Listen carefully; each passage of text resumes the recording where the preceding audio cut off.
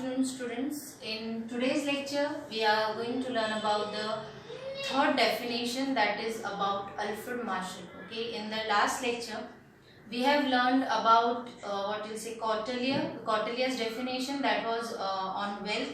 Then we have learned about Adam Smith definition, that was also on wealth. Now this is the third definition, that is on welfare oriented.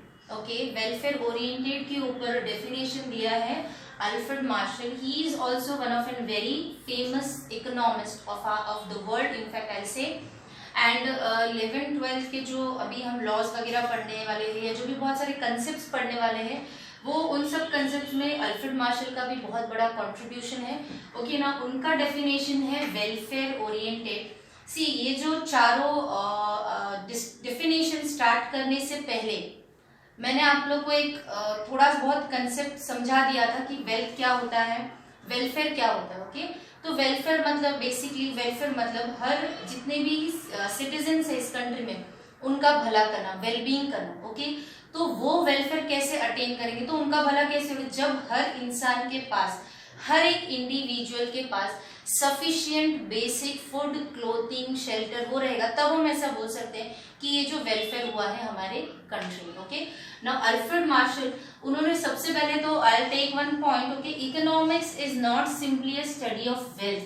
वो क्या बोलते हैं कि economics सिर्फ wealth के बारे में हमको नहीं स्टडी करवाता है, या सिर्फ वेल्थ के बारे में हमको नहीं बताता. मतलब इन शॉर्ट उन्होंने जो एडम स्मिथ है उनके कंसेप्ट को, उनकी थियोरी को क्रिटिसाइज किया है, और उन्होंने बोला है कि not simply a study of wealth but also welfare is also a very important factor for the well-being, for an economic growth, for an economic development of a country. Okay, now Alfred Marshall, उनकी definition है welfare oriented पे, जो welfare होता है लोगों के लिए, उनके ऊपर उनका definition है.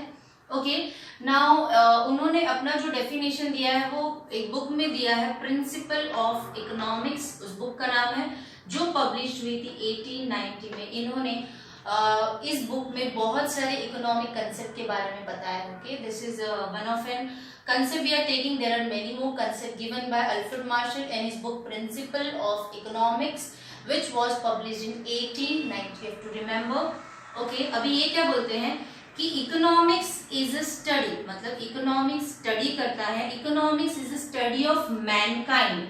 मैनकाइंड मतलब ह्यूमन बीइंग के बारे में, ह्यूमैनिटी के बारे में. ओके, तो economics is a study of Mankind in ordinary business of life. मतलब ऑर्डिनरी जो उसकी एक्टिविटी होती है, डे टू डे जो उसकी एक्टिविटी होती है, उसमें एक ह्यूमन बीइंग का क्या एक्शन है, वो कैसे परफॉर्म करता है. क्योंकि ह्यूमन बीइंग अगर अच्छे से परफॉर्म करेगा तो जो हमारे देश का वेलफेयर वो उतना अच्छा होगा. तो इकोनॉमी क्या करता है, स्टडी करता है मैनकाइंड को, ह्यूमैनिटी को, कैसे in ordinary business of life, day to day business of life में जो भी एक इंसान इकोनॉमिक एक्टिविटी करता है, ओके, उसमें वो किस तरीके से करता है, उसको हम इसमें स्टडी करने वाले हैं. First point, I hope it is clear. Second, it examines, दूसरे पॉइंट में what is saying is it examines that part of individual and social action which is closely connected. मतलब वो इकोनॉमिक जो है वो एग्जामिन करता है किसको, इंडिविजुअल के सोशल एक्शन को.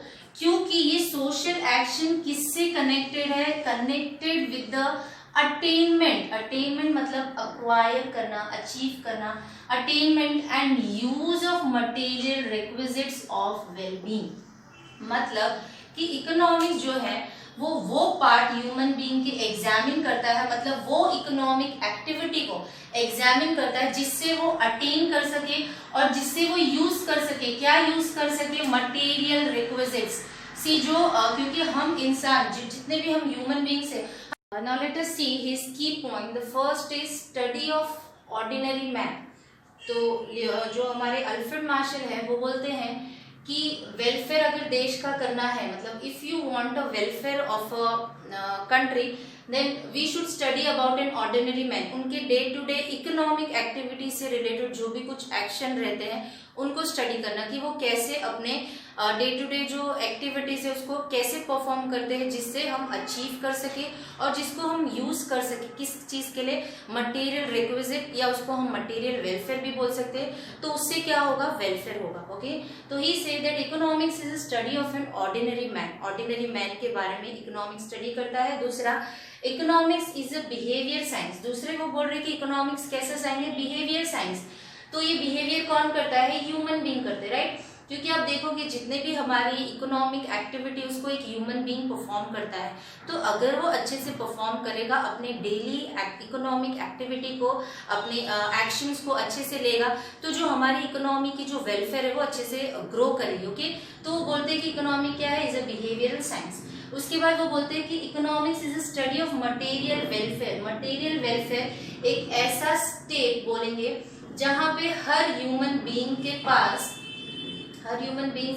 पास क्या होगा, enough food, clothing and shelter, मतलब एक ऐसा स्टेट जहां पे हर एक इंसान सेटिस्फाइड है बेसिक नीड्स के साथ। तो बोलते हैं it's in study of material welfare. दूसरा, economics is not simply a study of wealth, as I have told when I start Alfred Marshall's definition that economics सिर्फ वेल्थ के बारे में नहीं है, इकोनॉमिक किसके बारे में है, वेलफेयर के बारे में। कैसे वेलफेयर, कि वो एक ह्यूमन बीइंग के डेली एक्शन को जो इकोनॉमी से रिलेटेड होती है, इकोनॉमिक एक्टिविटी से रिलेटेड, उसके बारे में पढ़ते कि अगर एक ह्यूमन बीइंग अच्छे से अपनी एक्टिविटी को परफॉर्म करेगा तो हमारा जो देश है वो अच्छे से अटेन कर पाएगा, अचीव कर पाएगा, उसको यूज कर पाएगा। क्या यूज कर पाएगा, हमारे जो मटेरियल रिक्विजिट है जो भी हमारे पास अवेलेबल है, एंड मटेरियल रिक्विजिट से क्या होगा, मटेरियल वेलफेयर होगा, मटेरियल वेलफेयर से क्या होगा, देश का भला होगा। Okay, I hope you all have understood. Now let us understand Leonard Robbins' definition, okay, on scarcity.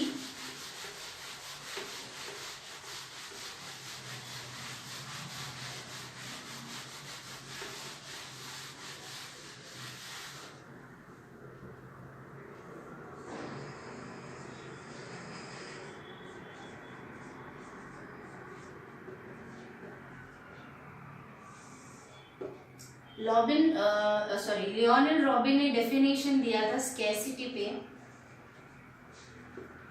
Scarcity oriented. Okay, उनकी बुक में an essay on nature and significance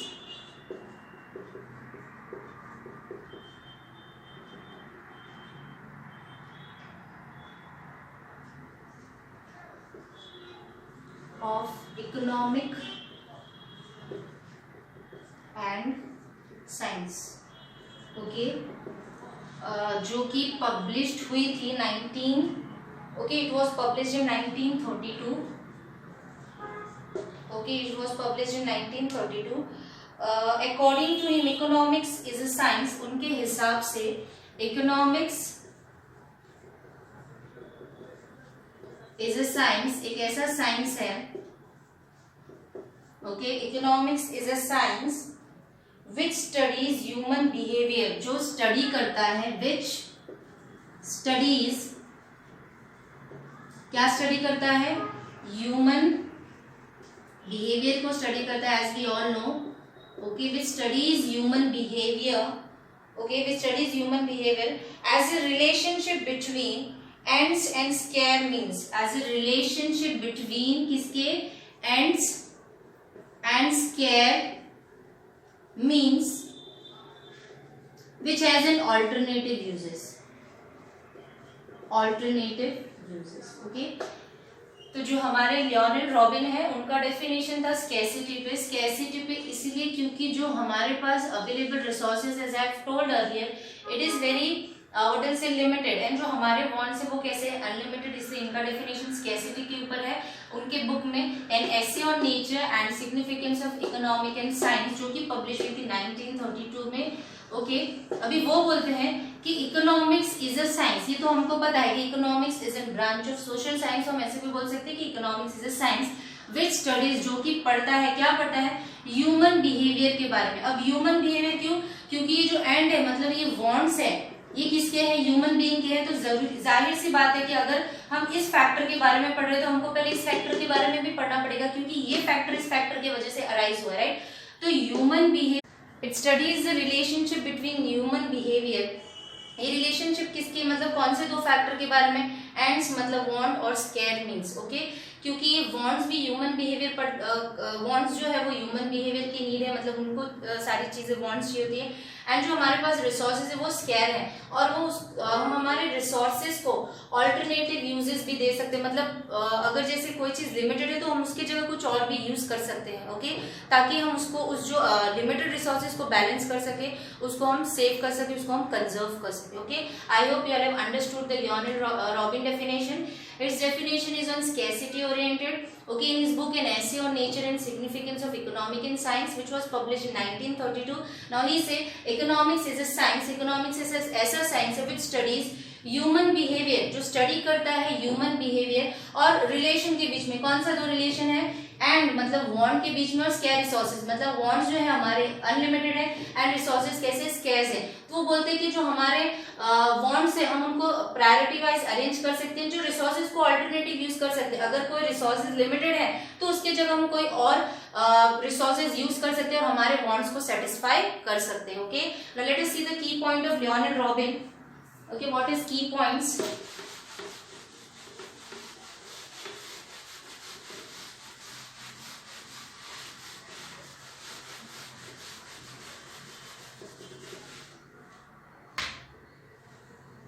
First, wants are unlimited. Okay, wants are unlimited.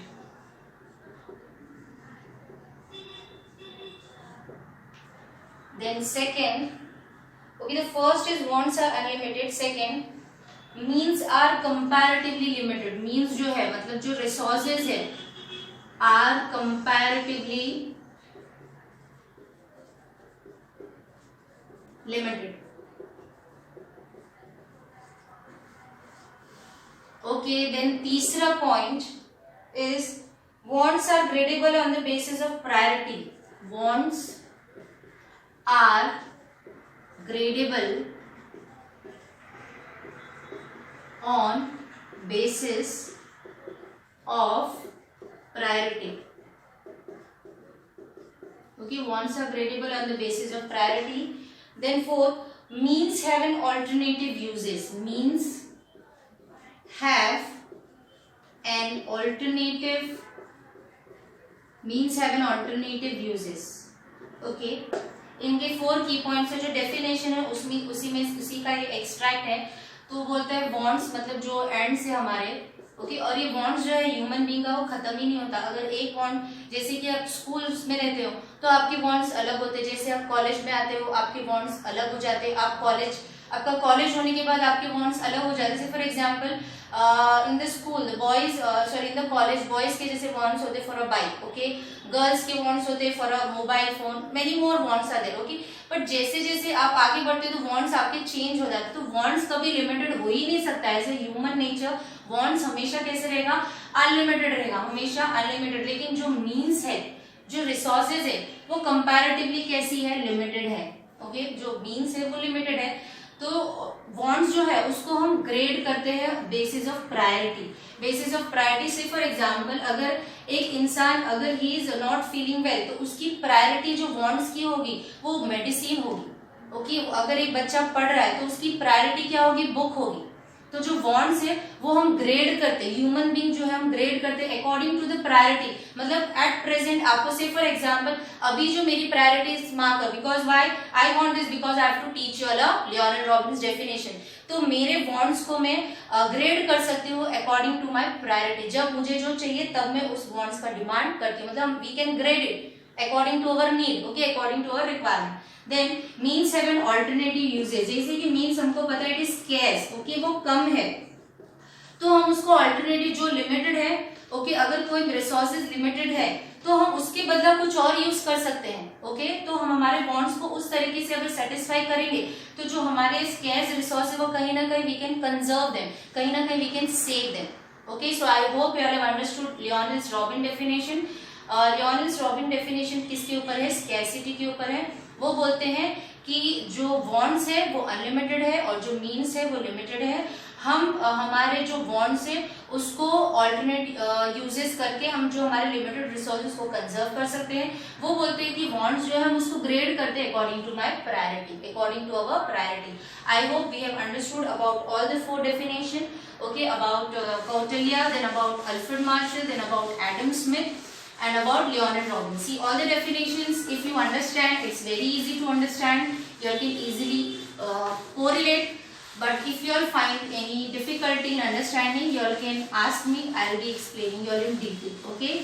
Now, moving further with another concept that is a very important concept of economics, that is branches.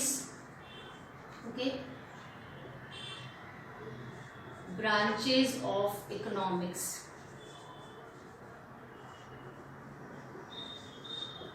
Branches of economics. Economics मैंने पहले ही बोला एक बहुत ही broader concept है। Okay, अब हमारे economics की 2 very important modern branches है। Okay, very important modern branches है और वो 2 मॉडर्न ब्रांचेस है। सबसे पहला है माइक्रो इकोनॉमिक्स। ओके, सबसे पहला है माइक्रो इकोनॉमिक्स एंड दूसरा है मैक्रो इकोनॉमिक्स। Macroeconomics. इन 2 ब्रांचेस की क्या रिक्वायरमेंट है, क्या जरूरत है हमारे इकोनॉमिक्स में? ओके, सबसे पहले तो वो समझना है ये कि इन दोनों माइक्रो एंड मैक्रो का हमारे इकोनॉमिक्स में क्या यूज है। ओके, ये दोनों ब्रांचेस की क्या जरूरत है? जो 2 branches you can say that make an economy stand. Okay, वैसे 2 क्या ब्रांचेस है और क्यों हमको इनकी जरूरत है? सी इकोनॉमिक्स जो है, ओके, ये जो हमारा इकोनॉमिक्स है इसमें बहुत सारे इकोनॉमिक वेरिएबल्स हैं। इकोनॉमिक वेरिएबल्स, ओके, जैसे कि एग्रीगेट डिमांड हो गया, ओके, सप्लाई हो गया, सेविंग हो गया, इन्वेस्टमेंट हो गया, प्रोडक्शन भी आता है। ये बहुत सारे इकोनॉमिक और भी बहुत सारे economic variable, I have taken only this much, बहुत सारे इकोनॉमिक वेरिएबल्स हैं। ओके, मतलब ये इकोनॉमिक वेरिएबल हमारी हेल्प करते हैं और इन इकोनॉमिक वेरिएबल्स को हमको पढ़ना बहुत जरूरी है। ओके, ये इकोनॉमिक वेरिएबल्स को, क्योंकि जो हमारा इकोनॉमिक एक्टिविटी कहीं ना कहीं वेरिएबल्स की वजह से बना है। अगर डिमांड है तभी सप्लाई हो रहा है। ओके, आउटपुट आ रहा है, आउटपुट भी एक इकोनॉमिक वेरिएबल है। ओके, फिर जो आउटपुट आता है उससे इनकम भी एक इकोनॉमिक वेरिएबल है। इनकम होता है, सेविंग होता है, इन्वेस्टमेंट, मतलब ये सब एक दूसरे से रिलेटेड है। ये सब हमारी, ये जो इकोनॉमिक, ये सब हमारी इकोनॉमी को चलाते हैं। ओके, अगर ये नहीं रहेगा तो हमारी economic activity, why if demand is not there, why will produce? if if the producers are not able to supply in the market, then what you'll get? Okay, how will be satisfying your need? So ये जितने भी economic variables ये सब हमारी economic को चलाते हैं, ये सब हमारी इकोनॉमिक एक्टिविटी में आते हैं। इन सब के बारे में पढ़ना बहुत जरूरी है। ओके, अब ये रहा हमारा इकोनॉमिक वेरिएबल, इनको पढ़ना पड़ता है, मतलब हमको स्टडी करनी पड़ती है। क्यों? क्योंकि अगर इसमें से कहीं कुछ कमी है तो हम प्लान्स एंड पॉलिसीज निकालते हैं, प्लान्स एंड पॉलिसीज निकालते हैं ताकि हम इनको इम्प्रूव कर सके। अगर ये इम्प्रूव होगा तो हमारी कंट्री का इकोनॉमिक ग्रोथ एंड डेवलपमेंट होगा। अगर ये इम्प्रूव होगा तो हमारी इकोनॉमिक कंट्री का ग्रोथ एंड डेवलपमेंट होगा। तो इनको इकोनॉमिक वेरिएबल्स को हमको पढ़ना पड़ता है। इकोनॉमिक वेरिएबल जो हमारी इकोनॉमिक एक्टिविटी में कंट्रीब्यूट करते हैं तो इनको पढ़ना पड़ता है। अगर इसमें से कहीं कुछ कमी है तो उसके लिए प्लान्स एंड पॉलिसीज निकालते हैं। अगर अच्छा है तो और अच्छे से चलाने की कोशिश करते हैं। ओके, क्यों? For economic growth and development. ठीक है, तो ये अभी हमने समझा कि इकोनॉमिक वेरिएबल है, इनको पढ़ना पड़ता है। अब इनको पढ़ने में जो हमारी मदद करते हैं, okay, the 2 branches of economic that help us to learn about, that help us to understand about and economic variable, that two branches are microeconomics and macroeconomics. Okay, that two branches are micro and macro. Okay, जब हम economic variable को जब हम economic variable को एक unit के बारे में पढ़ते हैं, से फॉर एग्जांपल मैं डिमांड ले लूं, डिमांड ले लूं, तो अगर मैं एक इंडिविजुअल के डिमांड के बारे में पढ़ रही हूँ, एक इंडिविजुअल डिमांड के बारे में पढ़ रही हूँ, तो वो मैं किस में पढ़ रही हूँ? माइक्रो इकोनॉमिक्स में। वहीं पे वही डिमांड अगर मैं पूरे देश के लिए पढ़ रही हूँ, फुल ऑल कंट्री के लिए पढ़ रही हूँ, तो वो कैसा हो जाएगा? That will be macro. उसको हम एग्रीगेट डिमांड बोलते हैं। मतलब जब मैं जितने भी हमने इकोनॉमिक वेरिएबल्स के बारे में, अगर हम एक यूनिट के बारे में पढ़ते हैं कम से माइक्रो, जब हम एज अ होल पूरी कंट्री के बारे में पढ़ते हैं उसको बोलते हैं मैक्रो। तो इसलिए micro means small part, micro means small part, whereas macro means aggregate part, macro means aggregate part. I hope you all have understood. जैसे कि फॉरेस्ट ले लो, बहुत सारे एग्जाम्पल्स देर आर, अभी तो बहुत सारे एग्जाम्पल्स आ गए। जैसे कि अगर मुझे फॉरेस्ट के बारे में पढ़ना है, फॉरेस्ट के बारे में पढ़ने को मैं बोलूंगी मैक्रो, लेकिन उसमें एक एक झाड़ के बारे में अगर मुझे पढ़ना है, एक एक झाड़ के बारे में पढ़ना है, तो उसको मैं बोलूंगी micro. I hope you all have understood. So these two modern branches of economics help us to understand, help us to learn about an economic variables, which that economic variables which are very useful for a country's growth and development. Okay, it help us to learn and it suggests various plans and policies to improve these variables for economic growth and development. Okay, I hope you all have understood. Now further जो हम पढ़ने वाले, पहले इसके बारे में पढ़ेंगे। मैंने एज ए डिटेल आपको समझा दिया है। ये बहुत ही इंपॉर्टेंट कंसेप्ट है, ये आपको 12th में भी रहता है, एंड बोर्ड का जो पेपर होता है ना, उसमें इस क्वेश्चन के बिना आपका बोर्ड का पेपर कंप्लीट ही नहीं होता है। तो ये बहुत इंपॉर्टेंट, और टेक्स्ट बुक में तो इसके बारे में, लेकिन अगर आपका कंसेप्ट क्लियर नहीं होगा ना, आप कितना भी रट्टा मार लो, आपको कुछ समझेगा ही नहीं। तो सिर्फ एक जगह पे ऐसा फोकस जाना, उसको समझना ही नहीं कि वो है क्या, तो सेंस नहीं। अब आप समझ गए हो, अब आप जब भी रीड करोगे ना, you will find it very easy to understand. Okay, now in this lecture, in today's lecture, we will be learning about the basic concept of micro economics. Okay, micro economics के concept के बारे में पढ़ने वाले हैं, फिर हम macro के बारे में पढ़ेंगे। Okay, so let us start with the basic concept of micro. Micro में क्या क्या आता है, basic concept. Okay, basic concept of microeconomics. So let us see basic concept. First of all, microeconomics is a study of particular form. Now according to Kenneth Boulding, okay, ये भी एक हमारे what will say economist है, according to Kenneth Boulding. Okay, according to Kenneth Boulding, what is microeconomics? Microeconomics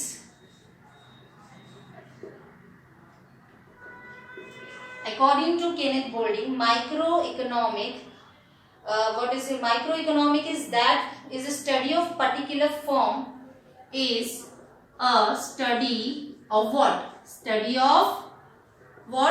of particular, एक single unit, particular what? Particular form, particular individual. Okay, about particular form, particular what will say individual, then particular what will say prices, wages, income, prices. Okay, then wages, income. Okay, particular prices, wages, income, industry and commodity. Many more are there in the textbook. It is given only this much: industries and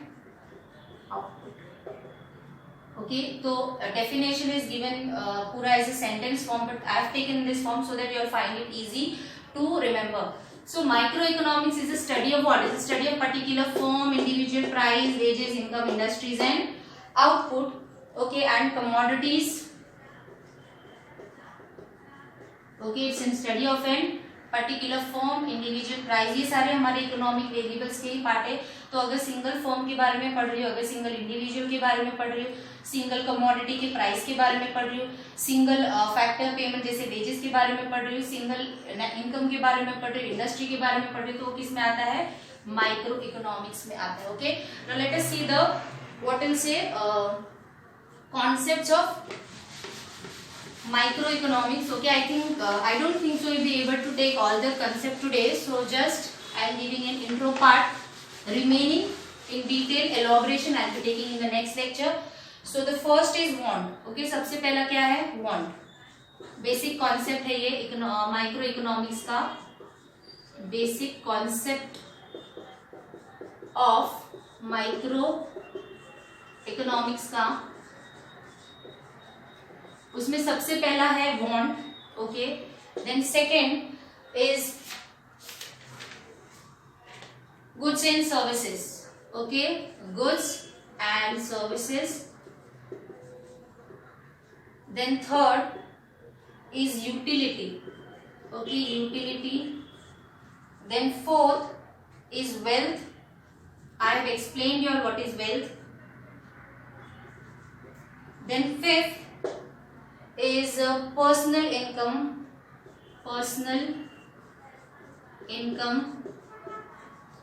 Then sixth is personal disposable income, and then seventh is economic activity. Okay, economic activity. ये सब हमारे micro economics के basic concept है, मतलब ये सब basically हमारे micro economics में आता है. अभी वांट तो किसका वांट? एक single individual want. Goods and services तो कैसे? एक single goods and services. Goods and services basically होता क्या है? गुड्स जो हम बना के बेचते हैं, जैसे कि ये गुड्स है. सर्विसेज जो हम रेंडर करते हैं, फॉर एग्जांपल अभी मैं सर्विस प्रोवाइड कर रही हूँ. ओके, तो गुड्स एंड सर्विसेज. यूटिलिटी का मतलब होता है, यूटिलिटी मतलब की जरूरत. Say for example at present my utility is marker. At present my utility is a black board. Okay, then wealth मैंने आपको एक्सप्लेन किया है. पर्सनल इनकम मतलब एक इंसान जितने भी सोर्सेज से पैसा अर्न करता है उसको हम बोलते हैं personal income. Personal disposable income मतलब टैक्स भरने के बाद जो पैसा बचता है उसको हम बोलते हैं personal disposable income. Economic activity मैंने पहले ही बोला था, production and distribution of goods and services. Economic activity. तो हमको पहले basic concept of micro economics में पहले वांट क्या है? तो वांट मतलब जब हमको कोई चीज की जरूरत होती है उसको वांट बोलते हैं. गुड्स एंड सर्विसेज जब सामान रहते, गुड्स रहते हैं उसको गुड्स बोलते हैं. सर्विसेज मतलब प्रोवाइड करते हैं. यूटिलिटी मतलब जरूरत. वेल्थ मतलब आई have explained your. Okay, it has a market value on that. I will be explaining further also. Income मतलब अलग अलग सोर्सेज से कमाया. पीडीएफ पर्सनल डिस्पोजेबल इनकम मतलब टैक्स भरने के बाद. इकोनॉमिक एक्टिविटी मतलब प्रोडक्शन एंड डिस्ट्रीब्यूशन. तो ये माइक्रो में क्यों है? क्योंकि हम इसको डिटेल में पढ़ने वाले हैं. ओके, तो इसलिए ये माइक्रो में आया है. अभी नेक्स्ट लेक्चर में I will be providing you an elaboration. Okay, so I hope you all have understood today's concept. If you all have any doubt, you all can ask me. And one more thing, students are asking me that ma'am we have to maintain a notebook or not. Yes, compulsory you have to maintain all economics notebook. Now they are also saying that ma'am 2-3 teachers are teaching economics, so we are confused. No need to confuse. Confusion create करो मत और confuse हो भी मत. Best example, आप 200 pages की book लो, उसको 2 part 3 part में जितने टीचर्स पढ़ा रहे हैं उसमें डिवाइड करना है. हर एक टीचर्स का अलग अलग मेंटेन करना है. ओके, सब्जेक्ट वाइज जो टीचर लेसन वाइज जो टीचर्स जो एक्सप्लेन करेंगे उसका उस टीचर के हेड में लिखना है.